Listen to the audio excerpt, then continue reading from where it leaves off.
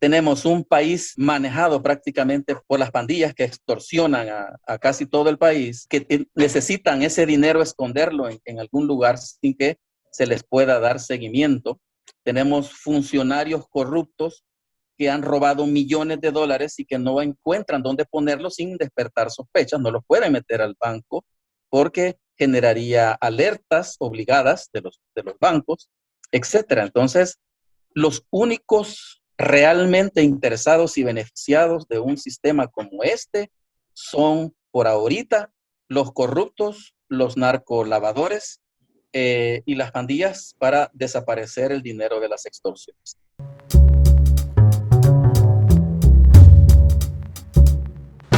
Bienvenidos a Pláticas, el podcast número 1 de análisis político en El Salvador, con sus anfitriones Marvin Portillo y José Carlos Parada. Todas las semanas compartiremos nuestras opiniones del acontecer político nacional y también tendremos invitados para realizar debates y análisis a profundidad.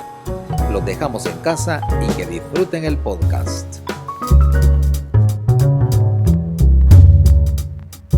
Bienvenidos amigos al programa número 1 de análisis político de El Salvador, el podcast Pláticas, con su anfitrión Roberto López Geisman. Hola Roberto, ¿cómo estás? ¿Qué tal, José Carlos? Saludo a todos los que nos están viendo. Les agradezco tu presencia.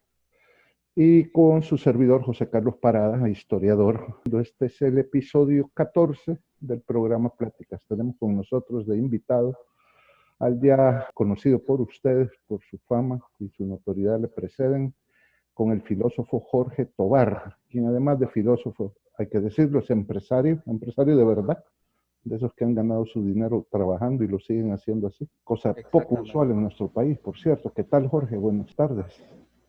Gracias, José Carlos, aquí agradeciéndote este espacio para exponer una visión filosófica de lo que está sucediendo en nuestro país. Fíjate, Jorge, que yo creo que uno de los grandes problemas de abordar las cuestiones políticas en nuestro país es que se hace sin profundidad y sin tomar en cuenta los conceptos que subyacen detrás de la cuestión política, que son de todo tipo, ¿verdad? Pueden ser culturales, pero sobre todo y en última instancia son filosóficos, así que tu análisis va a ser sumamente útil y te lo agradecemos mucho. Así que vamos a empezar este programa. Creo que es prácticamente obligado que hablemos sobre el famosísimo tema del Bitcoin, antes de que Jorge nos dé una visión filosófica que sería el remate de esta cuestión. Roberto, ¿qué impresión te da esta cuestión del anuncio famoso del Bitcoin que hizo el señor presidente? Me parece que tiene varios problemas.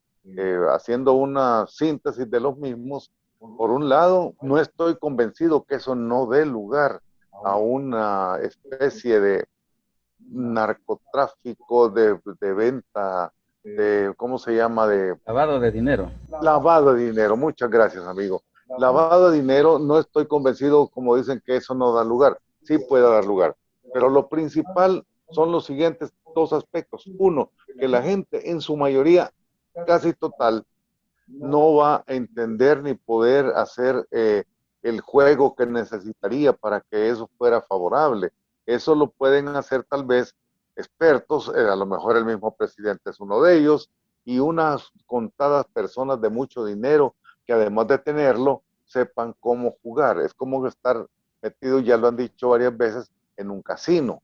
Ahora, lo espantoso, he mencionado dos cosas bastante malas, pero lo espantoso es que se obligue a recibir eso como pago.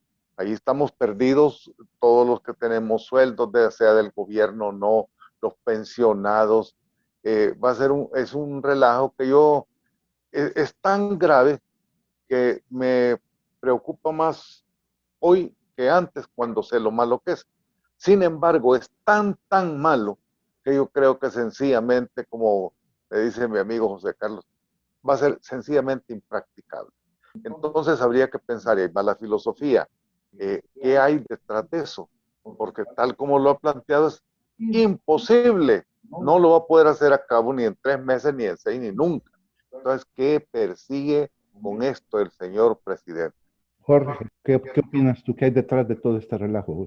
Mira, bueno, Para empezar, debemos de ver el fenómeno de las criptomonedas, del Bitcoin, una de ellas, como tal, ¿verdad? Al margen de si El Salvador ya la legalizó y obliga a recibirlas o no, al margen de eso, es un fenómeno que va en línea con el proceso evolutivo de las sociedades.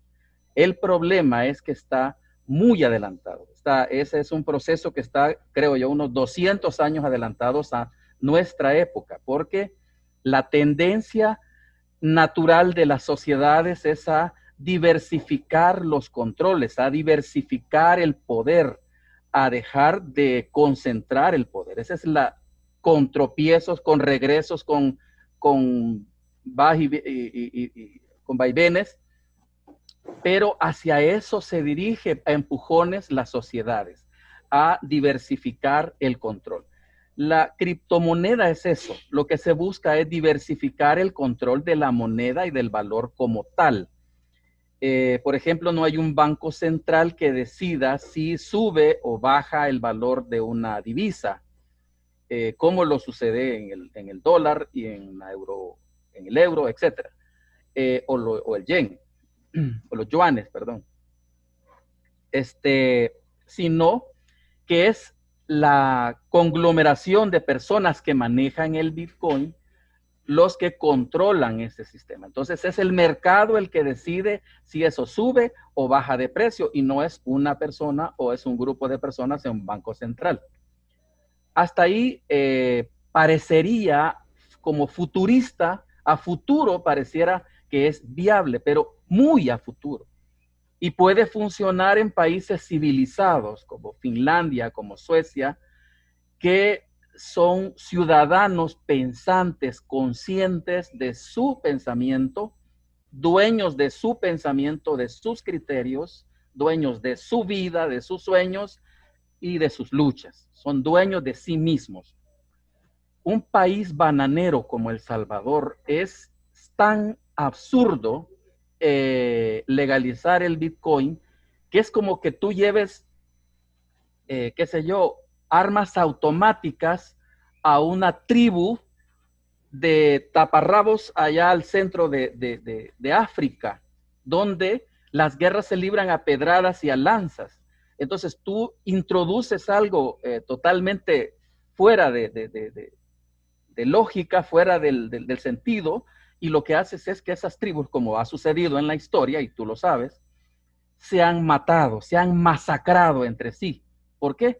Porque a personas que no han estado preparadas para manejar armas automáticas de asesinatos masivos, que un día estaban peleando con lanzas y flechas y al siguiente tenían armas automáticas, tenían misiles, etc. Entonces, eso lo que llevó a cabo es una masacre, llevó un genocidio, llevó a un etnicidio. Lo mismo sucede aquí. Estamos en un país sumergido en el narcotráfico, en el lavado de dinero, en las extorsiones, en la corrupción bestial fuera de control, etcétera, donde hay muchas personas interesadas en esconder su dinero, en desaparecerlo a la vista de los sistemas de control, como los sistemas de antilavado que hay en los bancos. Entonces es como que le echas gasolina al fuego. Aquí tenemos medio mundo, medio gabinete con antecedentes en narcotráfico y lavado de dinero. Tenemos un país manejado prácticamente por las pandillas que extorsionan a casi todo el país, que necesitan ese dinero esconderlo en algún lugar sin que se les pueda dar seguimiento. Tenemos funcionarios corruptos que han robado millones de dólares y que no encuentran dónde ponerlos sin despertar sospechas, no los pueden meter al banco porque generaría alertas obligadas de los bancos, etcétera. Entonces, los únicos realmente interesados y beneficiados de un sistema como este son por ahorita los corruptos, los narcolavadores y las pandillas para desaparecer el dinero de las extorsiones. Por de ahí para allá no hay nadie, porque esto de la criptomoneda se necesita una cobertura 100% de internet, de Wi-Fi, y mira, ya ves lo que está pasando, o sea, se va a cada rato, es intermitente, es muy débil la señal, en una zona no hay señal, etcétera. Por un lado. Por otro lado, se necesita una ciudadanía educada, preparada, civilizada para saber el uso de eso. Porque a una persona se le olvida su clave y ahí perdió todo el dinero que tenía en su cuenta. Entonces son cosas que para nuestro país está demasiado adelantado, demasiado, es 200 o más años adelantados a esta época. Es inviable, totalmente inviable. No creo que haya, además de los lavadores de dinero y corruptos, no creo que haya más personas que salgan beneficiadas de esto. Yo añadiría ahí, Jorge, un grupo muy pequeño, pero muy pequeño, insisto en el muy, de usuarios de Bitcoin que sí existen en El Salvador y que de alguna manera llenan algunos de los requisitos que tú has dicho relacionados con estar educados en el tema, tener orden en sus finanzas, gente que ha invertido tienen billeteras ahí, como le llaman, billeteras en bitcoins y manejan ciertas inversiones, algunos muy grandes, como es el caso del presidente de la República, que él ha confesado tener inversiones en bitcoin, y algunas pequeñas inversiones de unos cuantos cientos, si es que acaso llegan a los $1000, pero es voy a llamarles como ellos a veces se llaman, pero no quiero abusar del término, es una pequeña comunidad de usuarios de Bitcoin en El Salvador, algunos de los cuales tienen una visión un poco, creo que coincidente con la tuya, porque tú no has enfocado, entiendo, y corrígeme si me equivoco, Jorge, el fenómeno del Bitcoin como lo que es decir, es un medio más que un fin en sí mismo. Y entonces el medio puede ser utilizado para cosas buenas, así como para cosas malas, ¿verdad? Es como que te den un cuchillo. ¿Verdad? Puedes ocuparlo para cortar un bistec o para asesinar a tu tía, ¿verdad? Y el mismo cuchillo genera ambos fines, ambas consecuencias. Entonces yo añadiría a los que tal vez puedan sacar cierta utilidad de las cosas que el señor presidente, y digo tal vez, esta pequeña comunidad de bitcoiners en El Salvador. Ahora, fíjate que yo veo la cuestión desde la perspectiva de que siendo un medio financiero, la cuestión de los fines define la moralidad, la ética y en definitiva de los resultados. Si bien es cierto, puede ser ocupado para lavar dinero, también puede ser ocupado por otras cosas. Toda la tónica de la oposición a la cuestión del Bitcoin ha ido por ahí, ¿verdad? Que se presta para lavado de dólares, que se presta para la delincuencia, y es cierto, pero la delincuencia no ha necesitado, y el narcotráfico no ha necesitado en nuestro país el Bitcoin para hacer lo que ya de hecho ha hecho hasta el momento. Y aquí viene una de las trampitas de la cuestión del Bitcoin. Si necesitaran del Bitcoin las mafias salvadoreñas y los políticos corruptos que hay en demasía en nuestro país, si necesitaran del Bitcoin para hacer sus torerías, ya lo estarían ocupando. Y de hecho, ya lo están ocupando. Porque aquí viene la trampa del señor presidente. Él dice, voy a legalizar el uso del Bitcoin en El Salvador.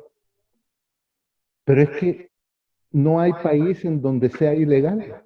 Y aquí podías hacer uso de él sin ni siquiera necesidad de pedirle permiso al Estado. Ahora, él juega con la ficción de que lo va a volver una moneda de curso legal. Y para tal cosa lo que necesita es esa pequeña palabra en la ley que acaban de aprobar, que es la obligatoriedad.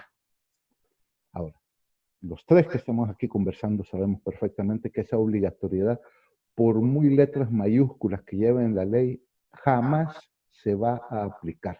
Y aquí es lo que tú dices, Jorge. Es una cuestión demasiado adelantada. No existe la infraestructura de Internet, de usuarios de Internet acá, para que tal cosa sea posible. Y por eso es que la misma ley lleva la excepción, dice, excepto aquellos que no puedan. O sea, al final de cuentas, una obligatoriedad que tenga una excepción que incluya a aquellos que no puedan, ya no es una obligatoriedad. O sea, la ley es un despropósito, es una cuestión que no aumenta ni añade nada a lo que ya teníamos antes. Distinto sería, y supongo que eso no va a suceder, es que las reservas de liquidez del Banco Central de Reserva las vayan a usar para comprar bitcoins. Ese no es el caso. Digo, el tipo será extraño y medio desconcertante, pero estúpido hasta el momento no ha demostrado serlo. Y eso no lo va a hacer.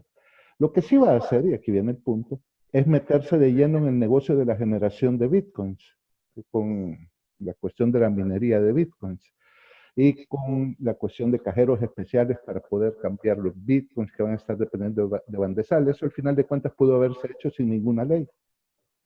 Es decir, estamos viendo a un presidente en acción metiéndose a un negocio en el que ya estaba, nada más que metiéndose de cabeza. Él tenía inversiones en bitcoins, eso lo había confesado hace unos años. Y no es raro que las haya tenido porque, como te repito, Jorge o Roberto, hay varias personas aquí, hay un pequeño grupo de gente que se dedica a la compra y venta y a la especulación en cuanto a bitcoin se refiere. El señor presidente era uno de ellos. El bitcoin es volátil, no tan volátil como otras monedas, pero es volátil. Por lo que tú decías, Jorge, es que el control está descentralizado y es bastante vulnerable a ciertos efectos de mercado. Por ejemplo, Elon Musk, uno de los millonarios que había mostrado interés en invertir en la moneda o en meterse en el negocio de la moneda de Bitcoin, al expresar buenas opiniones de la moneda, hizo que la moneda subiera de precio enormemente. Pero después se contradijo, dijo que ya no estaba muy interesado y la moneda se desplomó hasta tener casi el 50% de su valor. Y eso en unos cuantos meses. Eso fue en febrero, llegó como a los $60,000 cada Bitcoin y poco antes del anuncio del señor presidente andaba por los 33,000, 30,000 más o menos.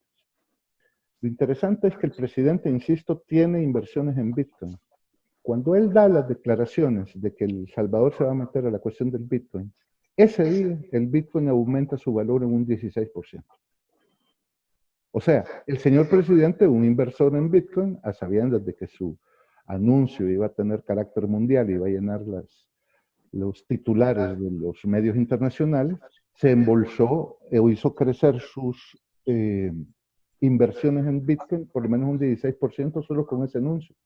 Yo creo que por ahí va la cosa. El tipo se está metiendo, desarrollando, estoy hablando del señor presidente, el señor presidente está desarrollando sus inversiones en Bitcoin, enriqueciéndose y haciéndose pasar al mismo tiempo como el tipo más moderno del universo.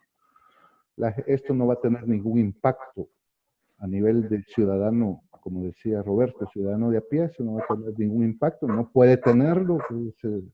Aquí estamos peor que en África, Jorge.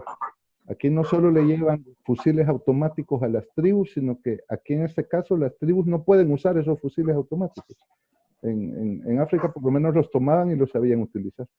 Aquí no se va a poder utilizar porque, primero porque somos un país pobre, pues, y no podemos andar haciendo ese tipo de inversiones. Si pudiéramos hacer inversiones en Bitcoin, ya las habríamos hecho en Wall Street o cosas de ese estilo.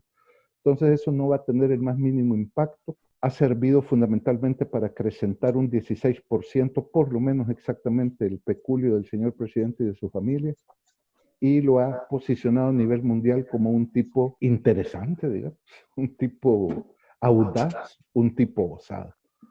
Con respecto al narcotráfico, lavado de dinero, eso va a seguir como siempre porque ellos ya usan el Bitcoin, no necesitan que el gobierno venga a darles permiso para seguirlo usando. Quisiera interrumpir. Sí, Roberto. Para subrayar la parte final de mi intervención que he tenido, cuando ustedes dos han aclarado infinitamente mejor y ampliamente los puntos de lavado de dinero, de que no es el momento adecuado y una serie de cosas. Entonces, si la obligatoriedad es prácticamente asustar con el petate del muerto. Una ficción, así es. Es una ficción, es un espejismo que se está creando en el desierto, que nos está creando él a nosotros.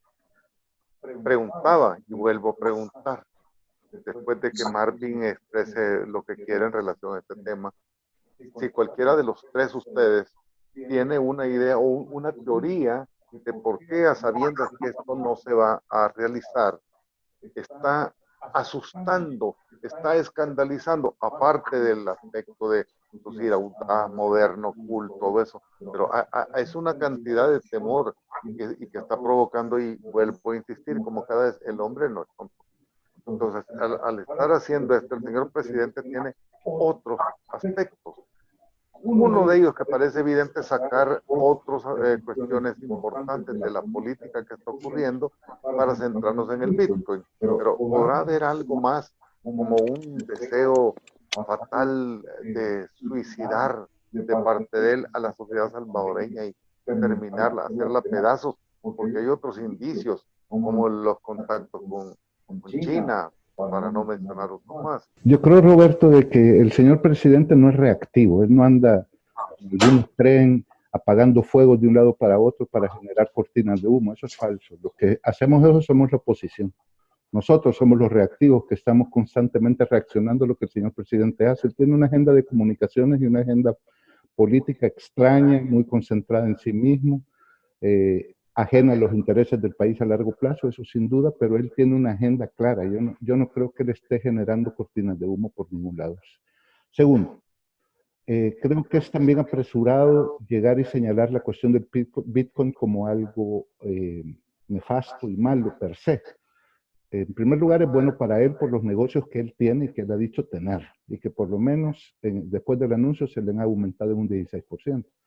Yo no creo que sea malo per se la cuestión del Bitcoin, más bien yo me inclinaría por lo que dice Jorge, que es una cuestión simplemente adelantada a la situación real de infraestructura del país y que solo va a beneficiar a una minoría, a una élite que ya usa eso, o a los que, dentro de los cuales hay que incluir gente delictiva que usa eso para esconder su dinero. Pero no son los únicos, hay gente honesta, vamos a tener en el próximo podcast un usuario, un bitcoiner, que por cierto no es Nayib Lieber, que él usa desde hace años la moneda y tal vez él nos pueda dar un acercamiento más. Pero a tu pregunta, Roberto, el señor presidente creo que está metido en un negocio que va a resultar multimillonario con esta cuestión de la generación de la minería de Bitcoin. No va a perjudicar en nada al país porque total no es obligatorio, aunque la ley lo diga, no es obligatorio. Y sobre todo genera la imagen en él, que eso él lo valora y con toda la razón del mundo, de ser un tipo moderno, audaz y osado, o sea, a nivel mundial. Fíjate que ahí estoy ahí no estoy de acuerdo contigo, José Carlos, porque sí va a haber un efecto negativo de esta nueva ley del Bitcoin, porque de hecho lo que está generando es confusión. De hecho, eso sí es un hecho, confusión. La gente no va a saber realmente a qué atenerse, cómo se usa, a dónde se usa, etcétera. O sea, va a generar confusión. Eso sí es un hecho. Pero ¿no crees que esa confusión va a redundar y va a tener como consecuencia simplemente que la gente no lo va a usar? Pregunto. Es que ese es el problema. Es que ese es el problema. Ahí donde ustedes mismos aclararon que está la trampa. La trampa está en la obligatoriedad para aquellos que puedan. Pero ese es el concepto. ¿Y quiénes son los que pueden? Eso es un término que quién va a decidir quién puede y quién no puede. Ese es un arma también. Simán puede, por lo tanto ellos están obligados a usar el Bitcoin, a recibir el Bitcoin sí o sí, están obligados. Cualquier otro de sus, ellos van a decidir quién sí y quién no, de acuerdo a lo que ellos les convenga o no les convenga. Entonces, esa ambigüedad genera inestabilidad, como siempre ha sido así. Cuando decís tú, eso es obligatorio, punto, es obligatorio. Y ya nadie va a decir si sí o no. Queda en eso a la deriva o queda a opción, a discreción de quién. ¿Quién va a decidir entonces? Va a decidir el Banco Central de Reservas. Entonces, ¿y el Banco Central de Reserva quién lo maneja? Lo maneja prácticamente un títere de Bukele. Entonces, prácticamente él va a decidir quién sí, quién no. o bajo criterios de él se va a decidir quién sí y quién no. Entonces eso genera inestabilidad económica. Eso el doctor López Gaiman lo sabe y todos lo sabemos. Pues. O sea, cuando las reglas del juego no están bien definidas y bien determinadas, generan inestabilidad, genera incertidumbre. Dos de las cosas que son mortales para cualquier economía. Correcto, comprendido. Con la promesa de seguir profundizando en este tema, que da mucho que hablar y tanta importancia para la economía del país, nos despedimos de este programa y les invitamos a seguirnos en nuestras redes sociales. Sigan al licenciado Jorge Tovar en su cuenta @conocimiento en Twitter y al licenciado Roberto López Gaiman en Twitter y en Facebook y en su canal en YouTube. También pueden seguirnos en nuestras cuentas, las de Marvin Portillo y las mías, en Facebook, Twitter, YouTube, Instagram y TikTok. Hasta la próxima semana.